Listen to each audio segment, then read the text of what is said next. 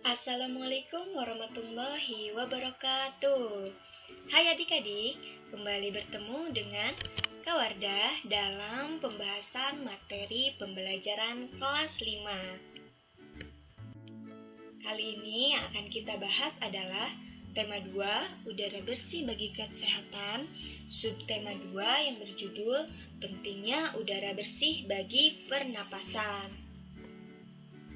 Oke, jika adik-adik sudah siap belajar, langsung saja kita bahas materinya.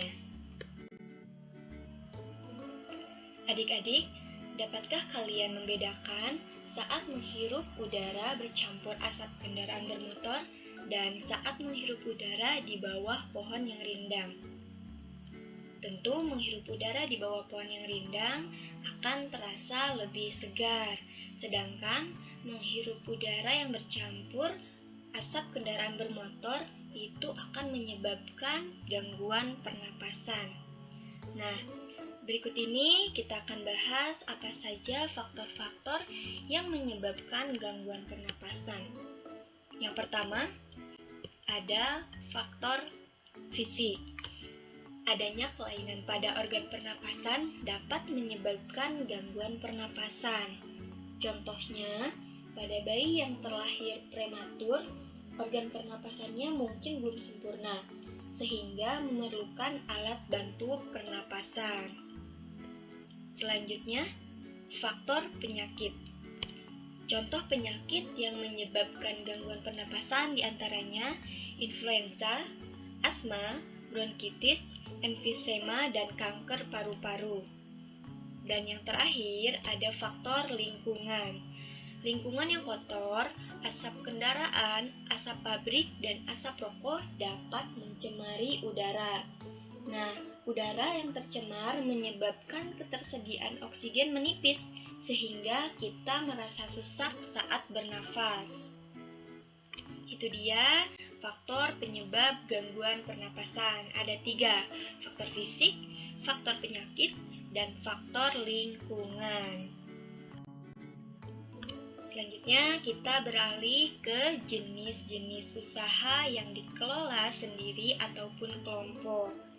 Adik-adik, apakah masih ingat pembahasan kita pada subtema 1 yang membahas tentang jenis-jenis usaha ekonomi masyarakat? Yang dimana jenis-jenis usaha ekonomi masyarakat itu memanfaatkan sumber daya alam yang tersedia. Nah, kita akan membahas lebih lanjut sekarang tentang jenis usaha ekonomi yang dikelola sendiri dan yang dikelola oleh kelompok.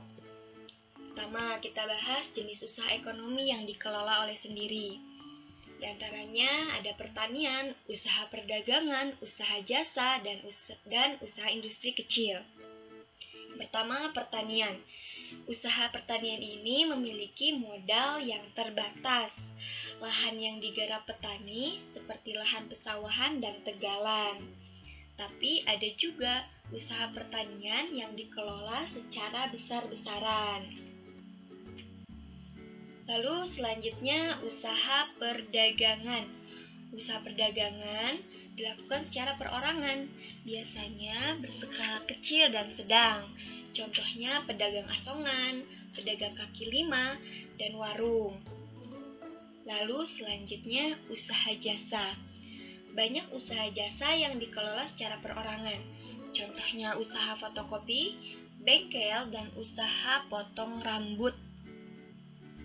Lalu selanjutnya industri kecil.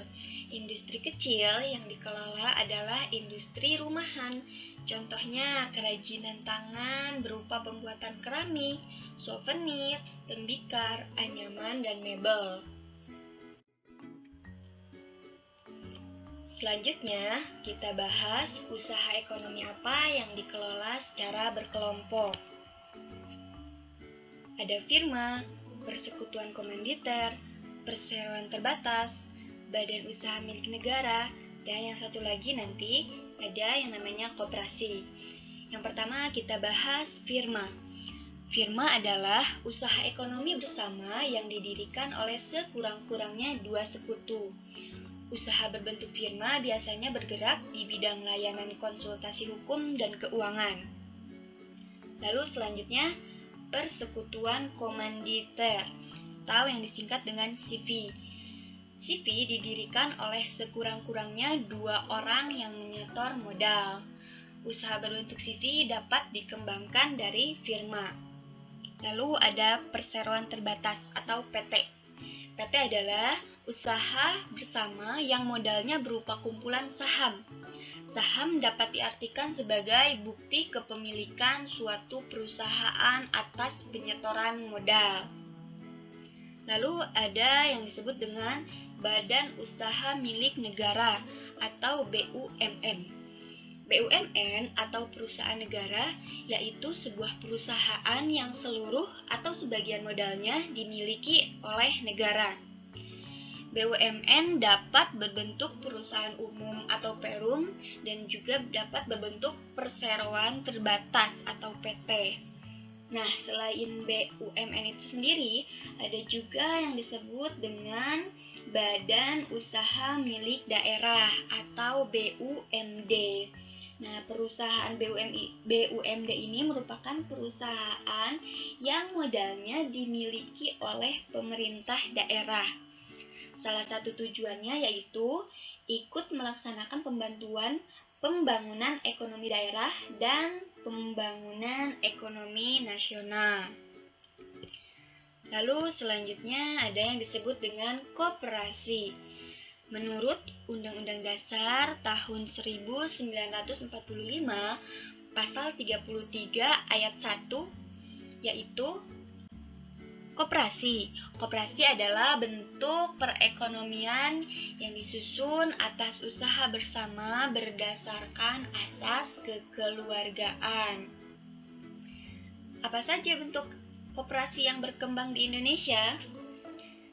Ada koperasi konsumsi, yaitu koperasi yang menyediakan berbagai barang konsumsi untuk memenuhi kebutuhan sehari-hari. Contohnya beras, gula, minyak, sabun, peralatan rumah tangga, dan juga barang-barang elektronik. Lalu ada koperasi simpan pinjam, yaitu usaha bersama yang menyediakan layanan simpan dan pinjam. Koperasi jenis ini menerima simpanan dari anggota. Selanjutnya, uang yang telah terkumpul dapat dipinjam oleh anggota koperasi tersebut. Selanjutnya ada koperasi produksi. Koperasi produksi yaitu usaha bersama yang menyediakan bahan baku produksi dan menyalurkan hasil produksi anggotanya. Koperasi ini beranggotakan para produsen atau pengusaha, misalnya pengusaha batik, tahu, tempe, serta sapi perah. Lalu ada koperasi jasa. Koperasi jasa yaitu usaha bersama yang menyediakan layanan atau jasa tertentu bagi anggotanya. Contohnya koperasi angkutan. Lalu yang terakhir ada koperasi serbaguna. Koperasi serba usaha. Koperasi serba usaha yaitu usaha bersama mengelola berbagai jenis usaha.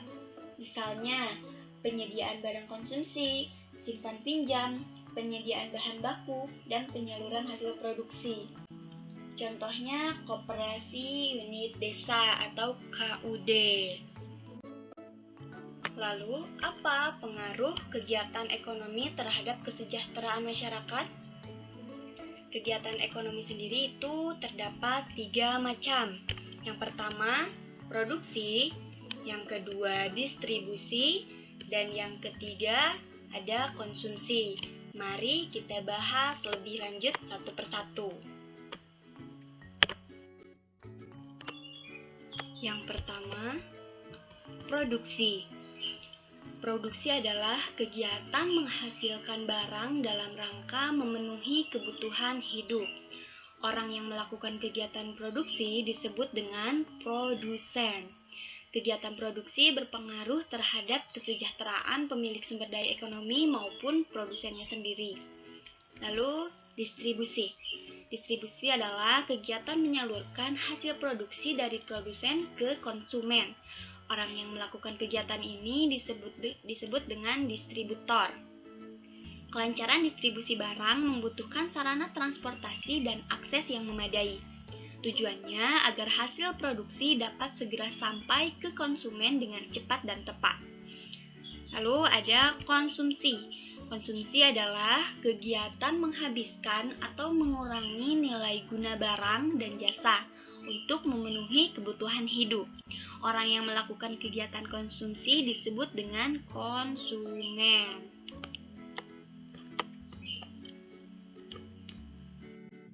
Tentang penyakit pada sistem pernapasan. Ada apa saja? Yang pertama ada emfisema, yaitu penyakit pada paru-paru, di mana paru-paru mengalami pembengkakan karena pembuluh darah pada paru-paru kemasukan oleh udara. Lalu ada yang disebut dengan penyakit kanker paru-paru. Kanker paru-paru merupakan salah satu penyakit yang sangat berbahaya. Sel-sel kanker pada paru-paru dapat terus tumbuh tidak terkendali.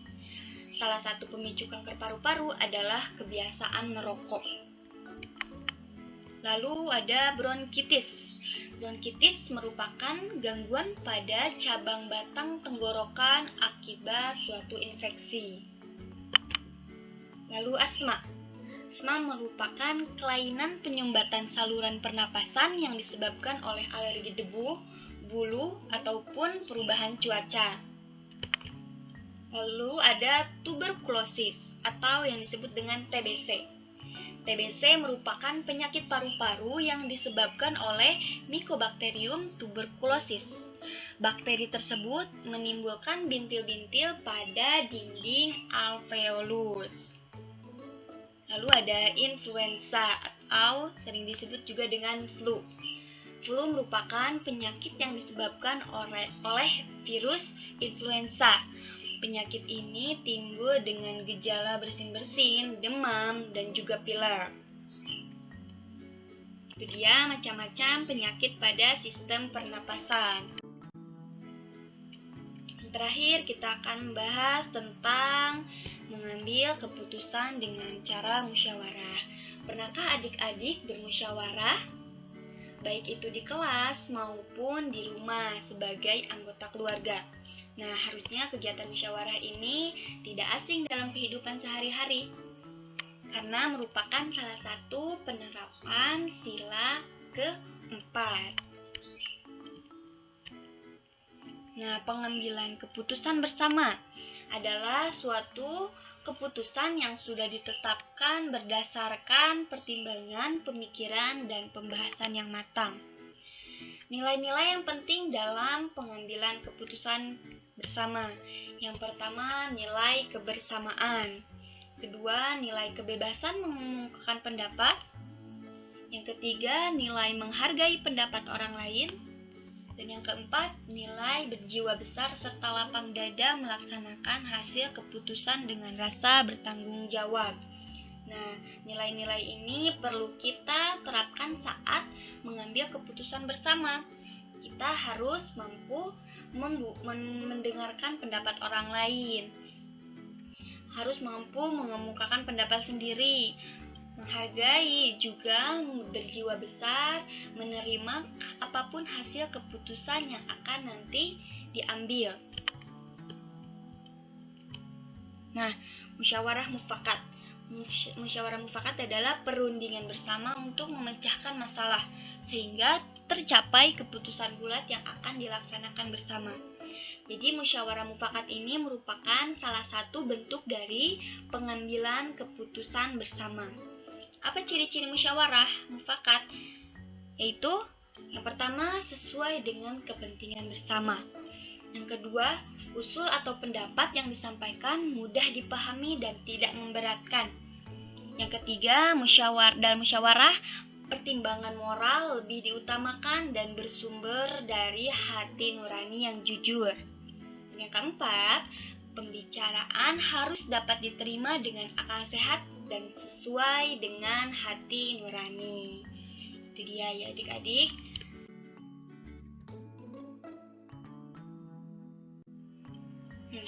Gitu saja pembahasan kita tentang subtema 2. Terima kasih sudah menyimak video ini dengan baik. Mudah-mudahan bermanfaat.